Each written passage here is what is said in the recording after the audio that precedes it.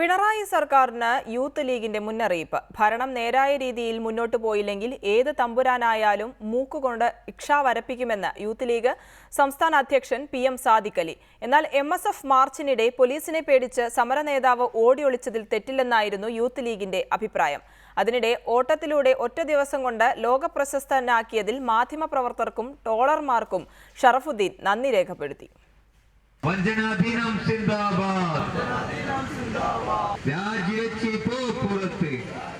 ഇടതു സർക്കാരിന്റെ 100ാം ദിനം വഞ്ചനാ ദിനമായി ആചരിക്കുകയാണ് യൂത്ത് ലീഗ്.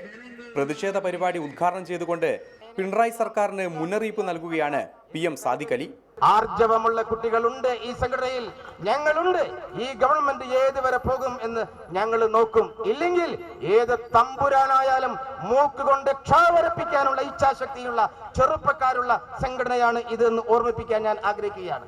യൂത്ത് ലീഗിന്റെ ഇളമുറക്കാരായ MSFന്റെ നേതാവും കഴിഞ്ഞ ദിവസം ഇതിലേറെ വീറോടെയാണ് പ്രസംഗിച്ചത്. ഞങ്ങൾ സമരത്തിന് വരികയുമില്ല. അതുകൊണ്ട് തന്നെ കുട്ടികൾക്ക് വഴികാട്ടികളായ യൂത്ത് ലീഗ് നേതാവിനോട് ഈ ഓട്ടത്തെക്കുറിച്ച് അഭിപ്രായം ചോദിക്കാം. സമരമുണ്ടാകും, പോലീസ് ലാത്തിചാർജ് നടത്തും. ലാത്തിചാർജ് എടുക്കുമ്പോൾ സ്വാഭാവികമായിട്ടും വിദ്യാർത്ഥികൾ ചിതറിയോടും, അത് സ്വാഭാവികമാണ്. ബെസ്റ്റ്. അപ്പോൾ എല്ലാ നേതാക്കളും ഇനി മുതൽ ഇങ്ങനെയാണോ ഓടേണ്ടത്? ഇത് ഒരു CPMന്റെ അല്ലെങ്കിൽ ഈ സമരത്തെ എതിർക്കുന്നവരുടെ ഒരു ബോധപൂർവമായ സൃഷ്ടിയാണ്. അതിന് ആ രീതിയിൽ ഇത്തരം കുറെ ട്രോളുകളൊക്കെ ഉണ്ടാകുന്ന സമൂഹത്തിന് യാതൊരു ഗുണവും ചെയ്യില്ല.